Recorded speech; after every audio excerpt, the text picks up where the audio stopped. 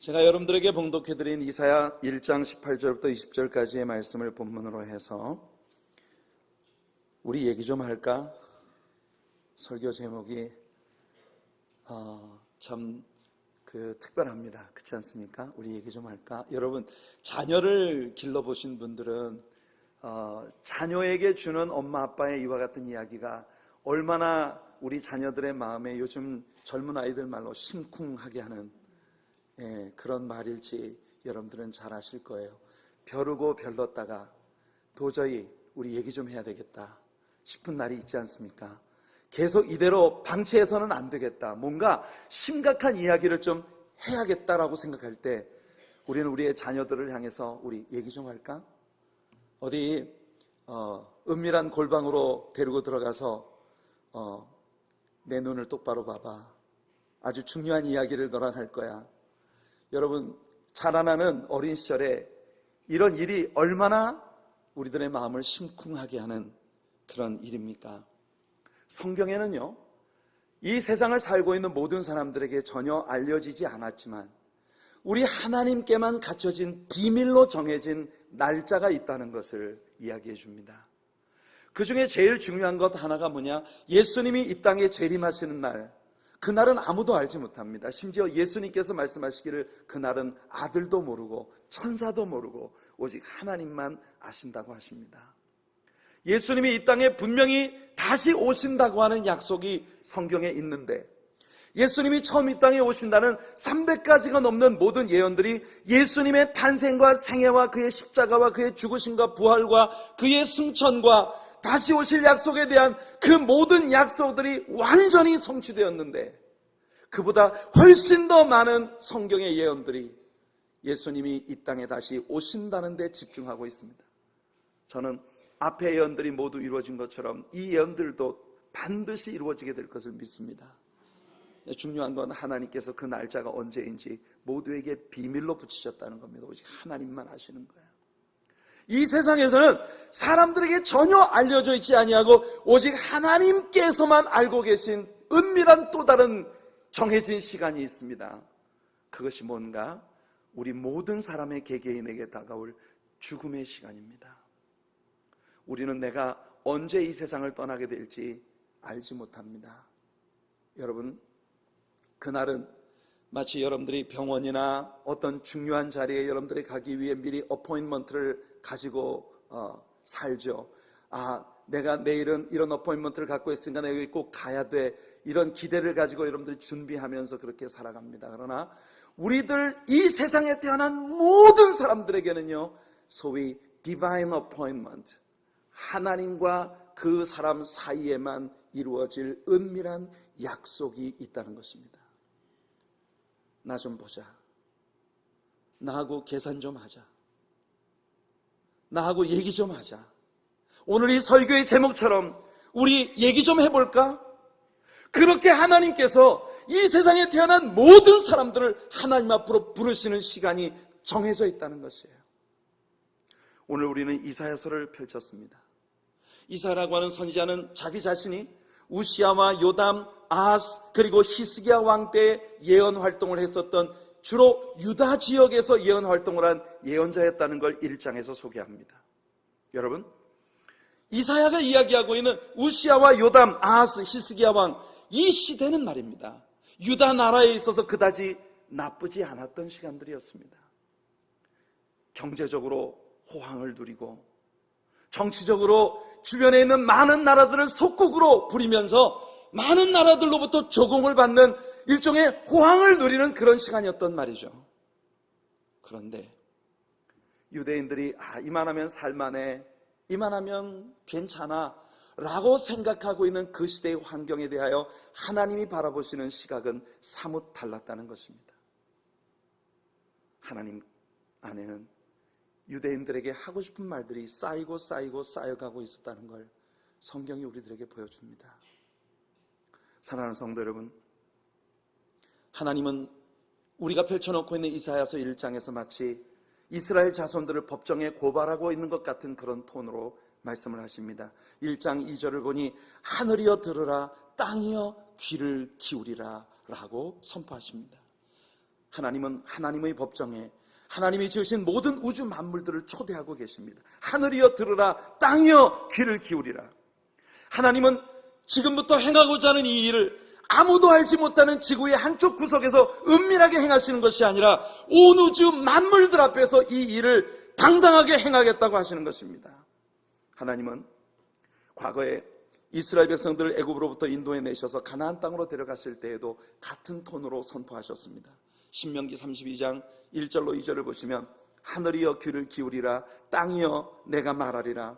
땅은 내 입의 말을 들을지로다. 내 교훈은 비처럼 내리고 내 말은 이슬처럼 맺히나니 연한 풀 위에 가는 비 같고 채소 위에 단비 같도다. 하나님께서 이제부터 이스라엘 백성들 위에 베푸실 축복과 그 은혜의 모든 일들에 대하여 하늘이여 들으라, 땅이여 귀를 기울이라 선포하시며 모든 우주 만물들 앞에서 너희들이 내 자녀라는 걸 내가 명명백백하게 증거하리라고 하나님 선언하신 것입니다.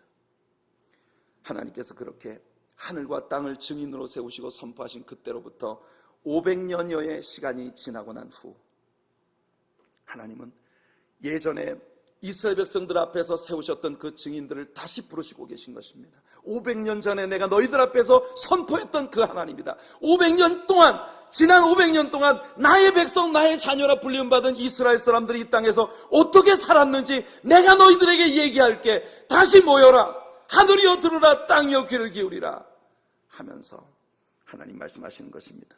내가 자식을 양육했는데 그들이 나를 거역했다는 것이에요. 송아지도 심지어 그 임자가 누군지 알고 나귀도 그 주인의 구유가 어딘지는 아는 법인데 내가 나의 친백성이라고 불렀던 나의 자녀 이스라엘은 나를 무시하고 나를 알지 못하고 나를 깨닫지 않는 500년여의 세월을 보냈다고 하나님이 지적하시고 계신 것이에요. 하나님은 여기 하나님을 거역하는 이스라엘 자녀들의 어리석음을 더욱 선명하게 표현하기 위해 나귀와 소라고 하는 두 가지 종류의 짐승을 사용하십니다. 소와 나귀. 여러분 아시는 대로 이 짐승들은 그다지 IQ가 높지 않은 짐승들입니다. 오죽하면 옛날 어른들이 미련한 사람을 보고 아유 저 소 같은 놈 이렇게 얘기를 하겠어요. 하나님께서는 이스라엘 백성들을 향해서 말씀하시기를 심지어 그 소도 너희들이 미련한 사람 보면 아유 소 같은 놈 이렇게 말하는 그 미련한 소도 자기 주인이 누군지는 알고 자기 주인의 구유가 어디 있는지는 아는 법이다.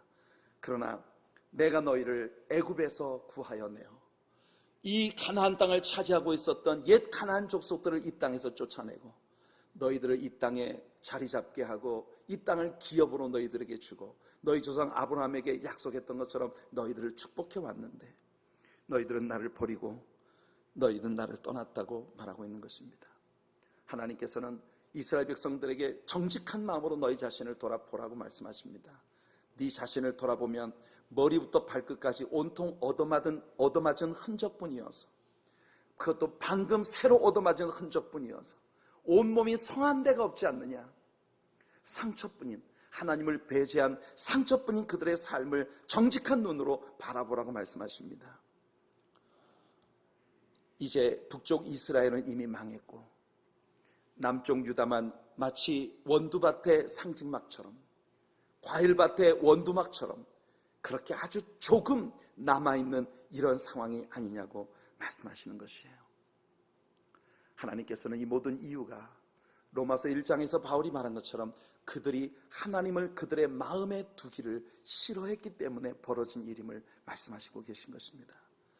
로마서 1장 28절로 32절에서 바울이 말합니다. 또한 그들이 마음에 하나님 두기를 싫어하며 하나님께서 그들을 그 상실한 마음대로 내버려 두사 합당하지 못한 일을 하게 하셨으니 곧 모든 불의, 추악, 탐욕, 악의가 가득한 자요 시기, 살인, 분쟁, 사기, 악독이 가득한 자요 수근수근하는 자요 비방하는 자요 하나님께서 미워하시는 자요 능욕하는 자요 교만한 자요 자랑하는 자요 악을 도모하는 자요 부모를 거역하는 자요 우매한 자요 배약하는 자요 무정한 자요 무자비한 자라. 사랑하는 성도 여러분, 지금 바울 사도가 여기 리스트업하고 있는 이런 모든 그 시대의 삶의 현실들은요, 오늘 우리가 살고 있는 이 시대의 신문 사회면에 매일처럼 오르는 이슈들입니다. 사람들은 무자비해졌습니다. 사람들은 인간으로서의 정이 없는 무정한 자가 되었고 모든 약속들을 초계와 같이 버리는 배약하는 무리가 되었고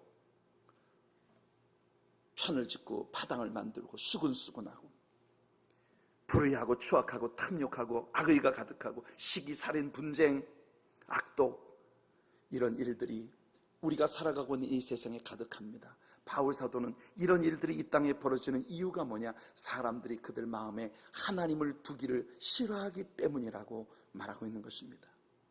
이미 말씀드린 것처럼 이사야 선지자가 활동하던 그 시대는 유다 나라가 살만했었습니다. 경제적으로도 정치적으로도 유다 나라가 여러분 어느 정도 잠옷 호황을 누리고 있었던 그런 시대였단 말이죠. 인간적으로 볼 때 부족함이 없어 보이는 그 호황을 누리던 시대에 하나님께서는 그들에게 우리 얘기 좀 할까?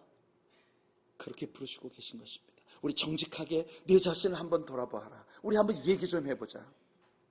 오라. 하나님이 초청하십니다. Come. Let us reason together. 하나님께서 이 이스라엘 백성들 향해 부르고 계시는 그 초청. 글쎄요.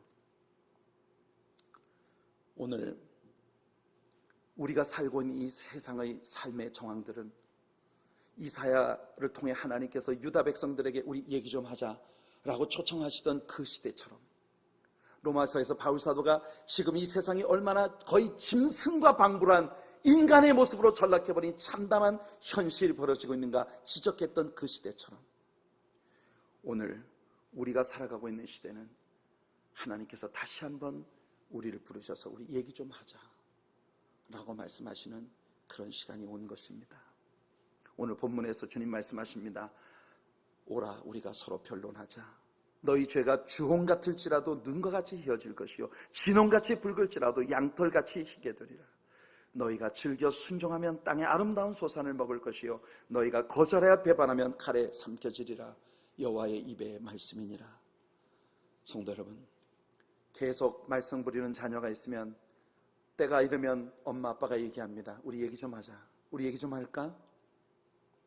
그런데 말입니다. 하나님께서 아직 우리 얘기 좀 하자라고 말씀하실 때는요, 하나님께서 아직 포기하지 않으셨다는 뜻입니다. 여러분들이 여러분들의 자녀를 보고 야 우리 얘기 좀 하자 이렇게 말할 때는 아직도 그 부모의 마음에 내 자녀를 포기하지 않았다는 아주 중요한 정황이 담겨 있는 것이에요. 아마 오늘 VIP로 이것에 초청받아 오신 많은 분들이 글쎄요 2017년 10월 8일은 내 일생에 기념할 만한 날이다. 왜냐하면 나는 나 같은 사람이 세상을 살며 교회를 가게 될 줄은 몰랐어. 어쩌면 그런 분들도 이곳에 계실지 모르겠습니다. 누군가 여러분들에게 교회 이야기를 하면, 누군가 여러분들에게 예수님 이야기를 하면 나는 말이야 이 세상에서 난 정말 의롭고 정의롭게 난 살거든. 예수 없어도 나는 전혀 문제가 없는 사람이야. 이렇게 하면서 교회 같은 건 내 일생에 나와 관련이 없다고 생각하며 살아보신 분들이 혹 계실지 모르겠습니다. 아니면 이전에 말입니다. 여러분들의 생애 이전에 어느 시점에 여러분들이 한때는 교회에 미쳤던 적이 있었는데 여러분들이 그렇게 교회 생활을 한참 하다 보니 교회 안에 여전히 남아있는 여러 인간적인 모습들, 사람들과의 관계 속에서 상처 입고 깨어지고 신앙인으로 가졌던 많은 기대들이 산산조각 나면서 교회 그거 별것 아니더라고. 다시는 내가 교회 가나 봐라. 그리고 혹시 교회로부터 발을 끊어버린 적이 있었던 분들이 여기 계실지 모르겠습니다. 어떤 연유로든 오늘 여러분 우리 하나님의 사랑교회 성도님들이 여러분들을 초청할 때는 여러분들이 지금 교회 생활을 중단하고 있는 그런 상황이기 때문에 여러분 사실은 말입니다. 오늘 여러분들이 이곳에 와서 앉으시는 이 시점, 이 시간을 위해 여러분 곁에 여러분들을 초청하신 분들이 얼마나 애를 태우는 10주간을 보냈는지 아십니까? 여러분 이분들이요 24시간을 홀딱 날밤을 새며 릴레이 기도를 하면서 지난 닷새를 보냈습니다. 2차례에 걸쳐서 7일 동안을 전 교인이 릴레이로 금식을 하며 하나님께 매달렸습니다. 우리 성도님들의 그런 열정과 기도와 간절한 하나님께 나아가는 그런 간절한 마음에 오직 하나의 목적이 있었을 뿐이에요. 여러분이 한 번만 이 자리에 나와서 앉을 수 있게 해달라고. 여러분들 보시면 여러분들 곁에 있는 의자에 명찰이 붙어 있는데 오늘 아직 오지 못하신 많은 분들이 계십니다.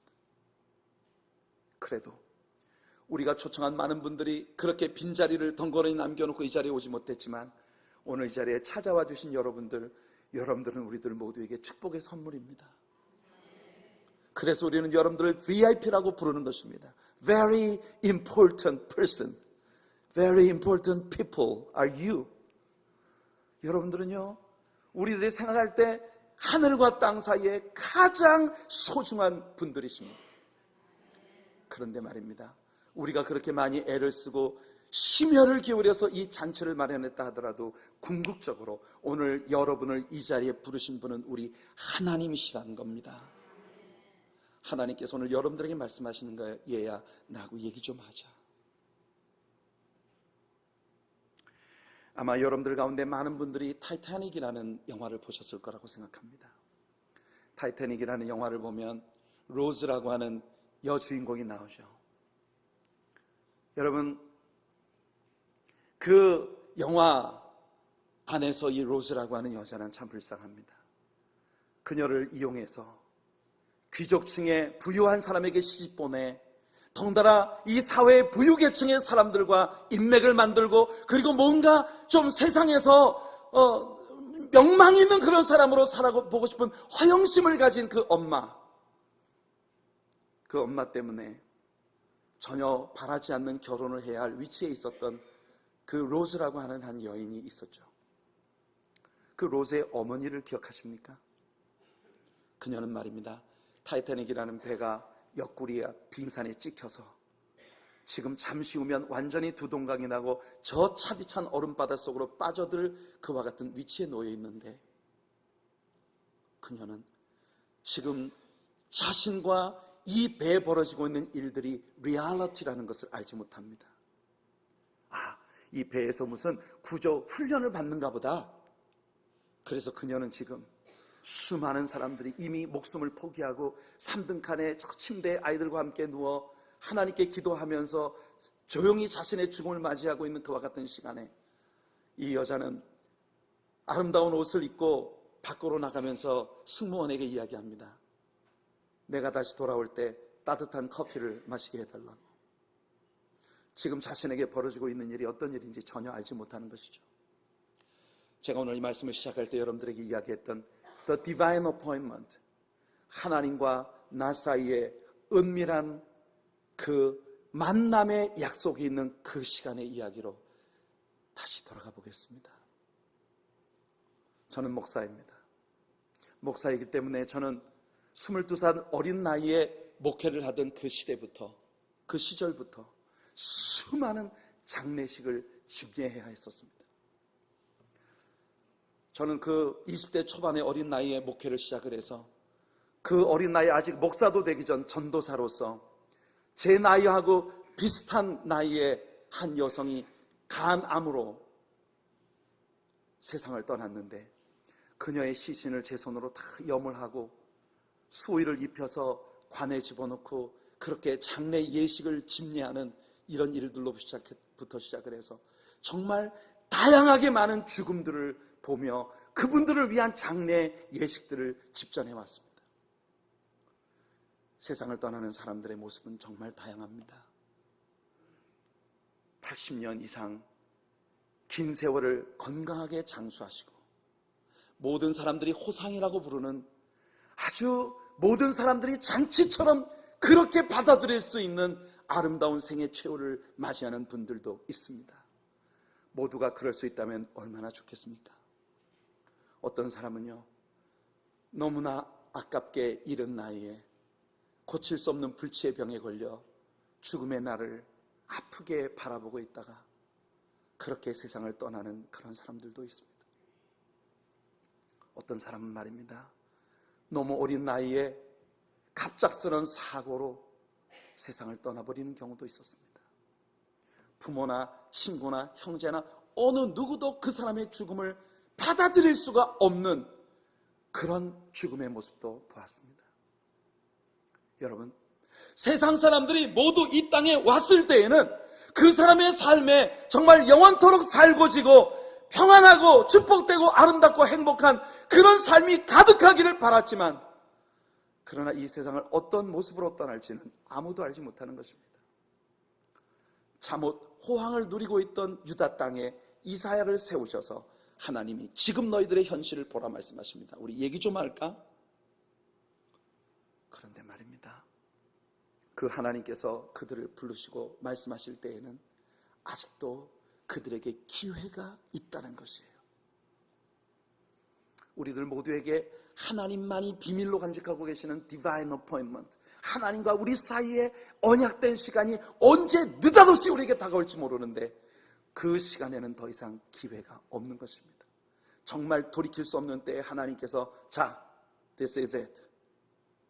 This is it. 하나님께서 여러분들 한 분 한 분에게 come up here.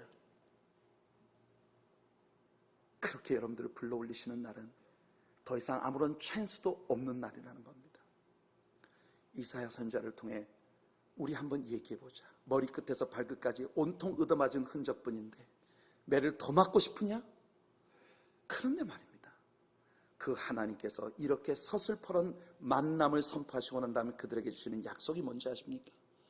이사야 7장 14절을 보면 보라, 처녀가 잉태하여 아들을 낳을 것이요 그 이름을 임마누엘이라 하리라. 하나님께서 그들에게 선포하시는 디바인 어포인먼트에서 여러분 진짜 결정적인 다시는 기회가 없는 그날이 오기 전에, 그 전에 우리 한번 진짜 결정적인 어려움이 다가오기 전에 우리 한번 얘기해보자. 어쩌면 오늘 이 아침에 하나님의 사랑교회 초청을 받으신 여러분들 모두에게 하나님은 말입니다, 정말 돌이킬 수 없는 만남의 시간이 오기 전에 우리 그 전에 뭔가를 할 수 있을 때 우리 한번 얘기해보자. 그리고 우리를 이 자리에 불러주셨다는 것이에요.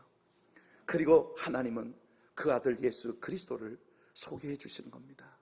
처녀가 잉태하여 아들을 낳을 것이요 그 이름을 임마누엘이라 하리라. 본래 예수님은 말입니다, 하나님이십니다. 그런데 완전히 하나님이셔서 완전히 하나님의 모든 영광을 영원토록 취하실 수 있는 그분이 가장 비극적이고 처절하고 낮은 자리까지 내려오셔서 십자가에 완전히 찢김받고 피 흘려 죽으셨습니다. 예수님의 이 두 가지 극명하게 갈리는 이 신분 문제 때문에 여러분, 이사야 선지자는 많은 사람들에게 오해를 받아왔습니다. 이사야 1장부터 39장까지는요 무시무시한 심판주로서의 메시아를 선포했습니다. 그러나 40장부터 66장까지는 인간의 죄를 대신 짊어지고 십자가 위에 처절하게 죽으시는 고난받는 예수님에 관한 이야기를 하고 있는 거예요.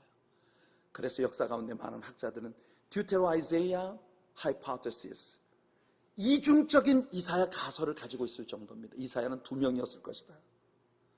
그러나 여러분, 이사야가 2명이었던 것이 아니라 완전하신 하나님이신 예수님께서 그 완전하신 하나님의 모든 특권을 다 내려놓으시고 저와 여러분들의 이 죄 문제 하나님 앞에 섰을 때 우리 한번 얘기해 볼까? 정말 돌이킬 수 없는 하나님과의 만남의 날이 오기 전에 우리의 모든 죄를 용서 안 받고 하나님의 사랑받는 자녀로 주님 앞에 설 수 있는 기회를 주시기 위하여 십자가 위에 처절하게 피 흘려 죽으신 예수 그리스도이십니다. 이사야 53장에서 이사야는 마치 십자가의 모습을 그대로 눈으로 보고 그린 것처럼 그렇게 고백합니다. 그가 찔림은 우리의 허물을 인하며 그가 상함은 우리의 죄악을 인함이라. 그가 징계를 받음으로 우리가 평화를 누리고 그가 채찍에 맞음으로 우리가 나음을 입었도다. 우리는 다 양 같아서 그릇 행하여 각기 제 길로 갔거늘 여호와께서는 우리 무리의 죄악을, 우리 모두의 죄악을 그에게 담당시키셨도다. 정말 다시는 돌이킬 수 없는 진짜 디바인 어포인먼트가 우리에게 다가오기 전에 하나님께서는 여러분들에게 미리 우리 이야기를 좀 해보자고 하십니다. 사랑하는 성도 여러분, 오늘 이 아침 하나님께서 여러분과 이야기하고 싶어 하시는 그 이야기에 귀를 기울여 보십시오. 그것은 아직도 여러분들에게 기회가 있다는 것입니다. 누가복음에 나오는 집을 나간 탕자의 이야기를 마지막으로 좀 해볼게요. 아마 이 이야기는 교회를 다니지 않는 분들도 많이 들어서 알고 계실 것입니다. 한 아버지에게 두 아들이 있었습니다. 한 아들은 성실하고 충실하게 집에서 봉사를 하는데 한 아들, 작은 아들은요 엉망진창입니다. 이 아들은 생각하기를, 야, 우리나라의 법에 큰 형한테 모든 아버지의 유산이 상속이 다 돌아가게 돼 있으니까 나한테는 어차피 돌아올 분기도 얼마 없는데 내가 아직 젊었을 때 그 분깃이라도 받아가지고 뭔가를 해봐야 되지 않겠느냐. 그래서 세상에 돌아가시지도 않은 아버지한테 와가지고 상속을 내놓으라고 이야기합니다. 여러분, 근데요, 예수님께서 이 비유를 누구에게 말씀하셨는지 압니까? 바리새인들과 서기관들, 당시의 제사장들, 이스라엘의 종교 지도자들에 대해서 말씀한 거예요. 여러분, 당시의 이스라엘 종교 지도자들은요, 이런 이야기를 들으면 이 피가 끓어오르는 사람들입니다. 세상에 그런 배영부도한 놈이 있나? 어떻게 그럴 수가 있어? 벌써 예수님이 이야기를 시작하자마자 그들은 끌어올랐을 거예요. 그런 놈들은 수에 칠 가치도 없는 놈들이야. 그거 죽여야지. 돌로 쳐서 죽어 마땅해. 예수님의 이야기는 계속됩니다. 그런데 그 아들이 아버지한테 와서, 아버지, 내게 돌아올 상속분을 미리 주세요. 그래서 그거 받아가지고 먼 타국으로 가가지고, 아버지도 보지 않는 아주 먼 타국으로 가서 거기서 그냥 허랑방탕하게 창기와 함께 다 먹어버리고, 그리고 온갖 허랑방탕한 세월에 그 돈을 다 소진시켜버렸습니다. 바리새인들과 서기관들이 예수님의 이 말씀을 들을 때, 세상에 그런 놈은 돌에 맞아 죽어야 마땅해 이를 부득부득 깔며 두 주먹을 불끈 쥐고 있었을 거예요. 그런데 예수님의 비유는 어떻게 흘러가는지 압니까? 그렇게 먼 타국에서 엉망진창으로 살다가 어느 시점에 이 아들이 생각합니다. 내가 내 아버지와 함께 있을 때가 얼마나 좋았던가.